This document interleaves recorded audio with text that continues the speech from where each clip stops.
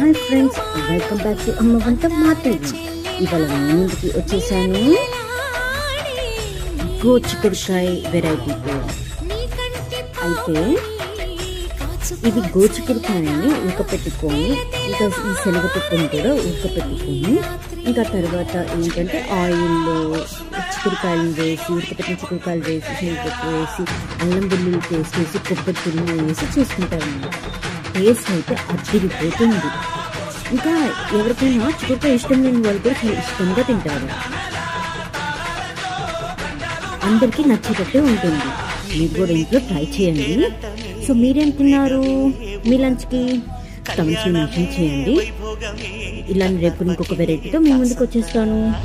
అప్పటి వరకు bye bye. ఇది మీకు.